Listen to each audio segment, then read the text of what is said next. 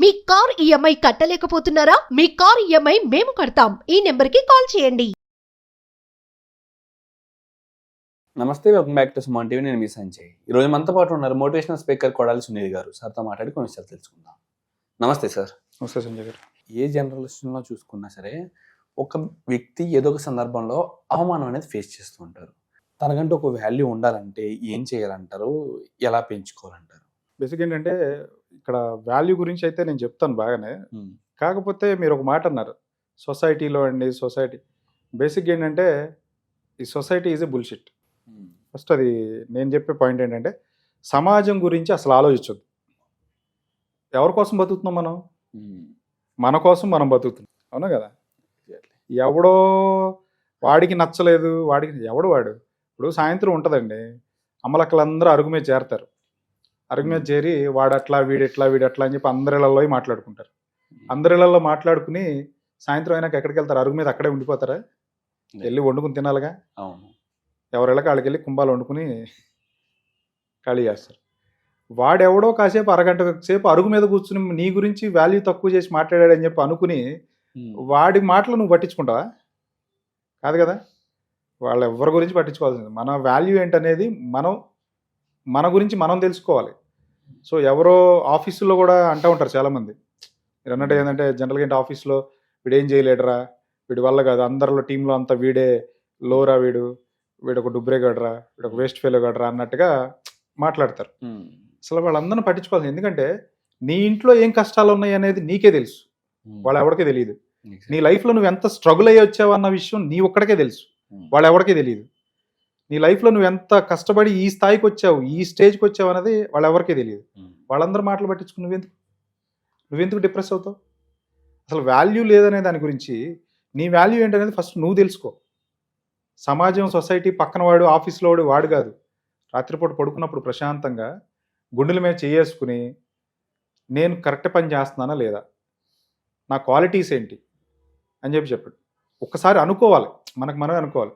For example అండి, ఇప్పుడు ఈ బాటిల్ ఉంది, ఈ బాటిల్, ఈ వాటర్ బాటిల్ కాస్ట్ ఎంత? 10 రూపాయలు, 10 రూపీస్ ఉంటుంది, రైట్?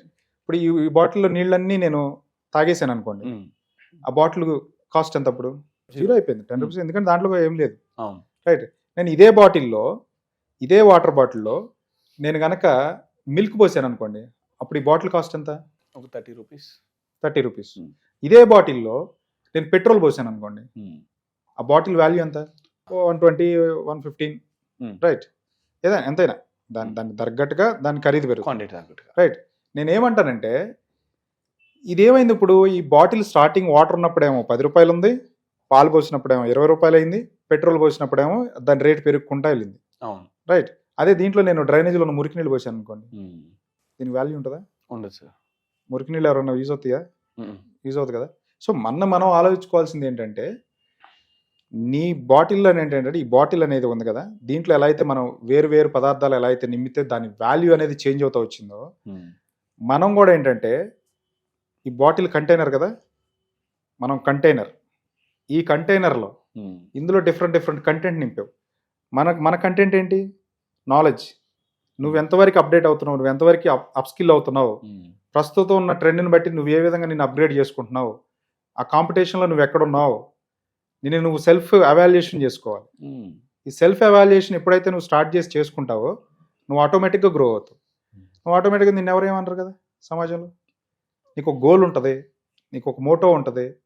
అంతేగాని మనం ఇది ఇలా ఎవడో ఇవ్వట్లేదు, ఎవడనో మాటలు పట్టించుకుని దాని గురించి అంత పడలేదు.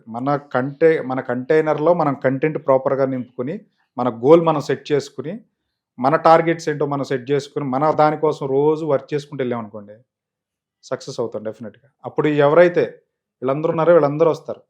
మీకు జనరల్గా ఏంటంటే వాళ్ళకి తెలియదు, జనరల్గా ఆఫీస్లో ఎవరన్నా క్రిటిసైజ్ చేస్తే వాడు ఉన్నాడంటే వాడే ఒక రోజు నెంబర్ 1 అవుతాడు. ఎగ్జాక్ట్లీ, వాడే ఒక రోజు నెంబర్ 1 అవుతాడు ఎవరినైతే క్రిటిసైజ్ చేశారు. వాడికి ఏంటంటే బేసిక్గా ప్రస్తుతానికి వాడు ఏంటంటే ఎవరైతే క్రిటిసైజ్ చేయబడ్డాడో ఆ వ్యక్తి ఎలాంటి వాడంటే సముద్రం ఒడ్డునున్నటువంటి ఒక పడవ నౌక అంటారు కదా, అలా ఒక పెద్ద పడవ నౌక లాంటి వాడు అంటాడు. అది ఇప్పుడు నీళ్ళలో లేదు, ఒడ్డునుంది, దానికి వాల్యూ ఉందా? ఉండదు. అట్లా స్థిరంగా అట్లా ఉంది. కదలేదు. వచ్చిన వాళ్ళందరూ దాని మీద తిన్నయన్ని పడేస్తున్నారు, మేకులు కొడుతున్నారు, కాసేపు కూర్చుంటున్నారు, వెళ్ళిపోతున్నారు, వస్తున్నారు. అది అలా స్థిరంగా పడి ఉంది. ఉమ్. నువ్వు కూడా ఇప్పుడు ఆ స్థితిలోనే ఉన్నావు. ఎందుకంటే మనకు వాల్యూ ఇవ్వట్లేదని బాధపడుతున్న ఈ వ్యక్తి కూడా ఆ పడవ లాంటివాడే. ఉమ్. ఒక్కసారి గనక లైఫ్లో నీకు నచ్చినటువంటి అవకాశం, నీకు ఒక మంచి అవకాశం, మంచి ఆపర్చునిటీ నీకు గనక వచ్చిందంటే జీవితంలో, ఈ నౌక సముద్రంలోకి వెళ్ళి అలలకి ఎదురు ఈత్త ప్రయాణం మంచిగా కొనసాగిస్తుంది. ఈ ఎవడైతే క్రిటిసైజ్ చేసినాడు ఉన్నాడు అన్నాడు చూడండి, వాల్యూ ఇవ్వలేదనేది, వీళ్ళందరూ కూడా జీవితంలో మునిగిపోకుండా వాళ్ళకు వద్ద అవసరం వచ్చినప్పుడు కూడా వచ్చి నీ పడవ ఎక్కుతారు. అర్థమైందా సంజయ్ గారు? ఎగ్జాక్ట్లీ. నీ దగ్గరికి వస్తారు, నీ పడవ ఎక్కుతారు. సో నువ్వు ఒక ఒడ్డున్నటువంటి నౌక. ఇప్పుడు నువ్వు ఎలా అనుకోవాలి? ఇప్పుడు ఎవడో క్రిటిసైజ్ చేసాడని కాదు, నీకు కూడా ఒక టైం వస్తుంది. ప్రతి ఒక్క లైఫ్లో అందరూ కూడా డే 1లో ఎవరు సక్సెస్ అయిపోవాలి, ఎవరు సక్సెస్ అయిపోవాలి. ఇప్పుడు పవన్ కళ్యాణ్ ఉన్నాడండి, పార్టీ పెట్టిన మొదటి రోజే సినిమా యాక్టర్ అని చెప్పి సక్సెస్ అయిపోయాడా? లేదండి. ఎన్ని స్ట్రగుల్స్ పడ్డాడు, ఎంత ఇబ్బంది పడ్డాడు. అదేవిధంగా ప్రతి ఒక్క లైఫ్లో కూడా స్ట్రగుల్ పడాలి. ఈరోజు సక్సెస్ఫుల్గా ఉన్న ఒక పైన ఉన్నటువంటి పీపుల్ అందరూ కూడా ఒకనొన్నప్పుడు గ్రౌండ్లో స్టార్ట్ చేసినటువంటి వ్యక్తులే.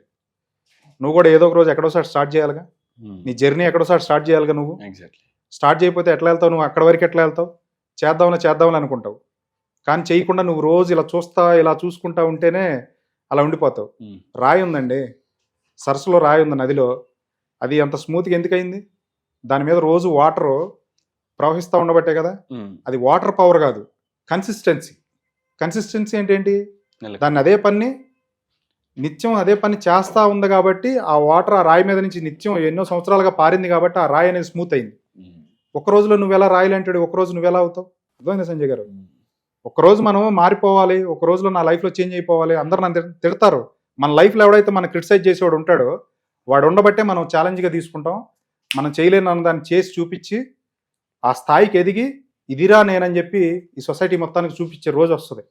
ఆ రోజు వరకు నువ్వు నిత్యం ఈ రాయి మీద ఎలా అయితే వాటర్ కన్సిస్టెన్సీగా వెళ్తా ఉందో, నువ్వు ఇవన్నీ డిస్ట్రాక్షన్స్. ఇప్పుడు గుర్రం ఉందండి, గుర్రం అంత స్పీడ్గా ఎందుకు పరిగెత్తుతుంది?